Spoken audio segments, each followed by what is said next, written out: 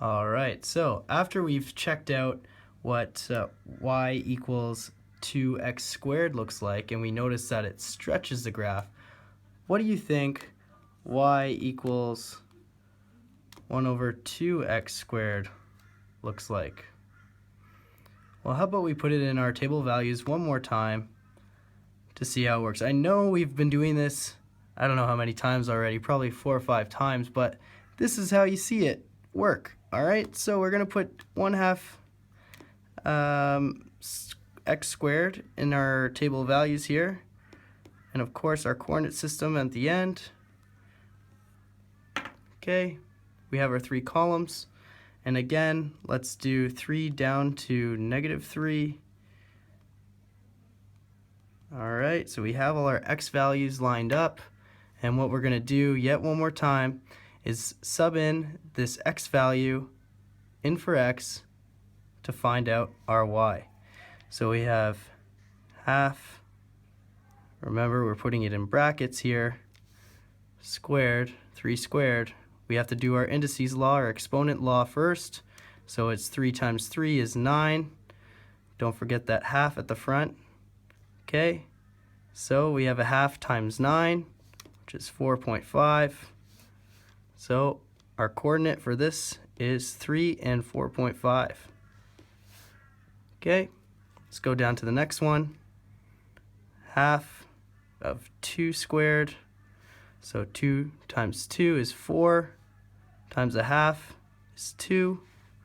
Okay, it's easy. We get a half 1 squared.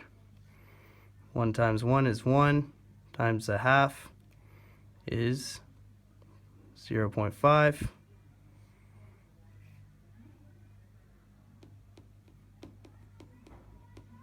Okay, now for 0. 0 squared is 0 times a half. You bet it's 0. Let's write it down as 0.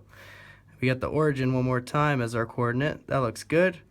Okay, 1 over 2 times -1 squared. Again, negative times a negative. That's just 1 times a half. Okay, -1.5 there. Half times -2 squared. 4 times a half is 2. Okay, almost there, just one more to go. We have half times -3 squared. That's 9 times a half, 4.5. We write that in as -3 and 4.5.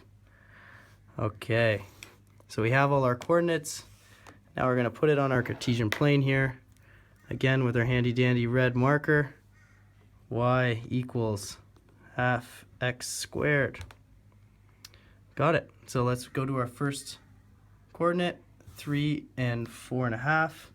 So we go over 3, got it. 4.5, that's right between these two, got it. 2 and 2, got it. 1.5, 1.5, 0, 0, the origin, -1.5. Oh, okay, so again, we can see our axis of symmetry. We can see the reflection here. So we can notice that it's going to be -2 and 2, -3 and 4.5. And again, we can verify those values with our coordinates here. So those match up very nicely. And what we do is we connect our dots. Okay, just like so. So what do you think that looks like? So before we saw that it was in between these lines and it stretched upwards. This time it's around our root equation of x squared. So it's kind of stretching, it's actually compressing. Okay?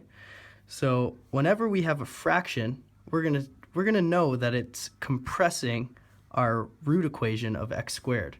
Whenever we have a whole number, like before we had y equals 2x squared, it stretched. So it became thinner, like that. So if we have 5x squared, okay, it's going to be even thinner going on the Cartesian plane. All right?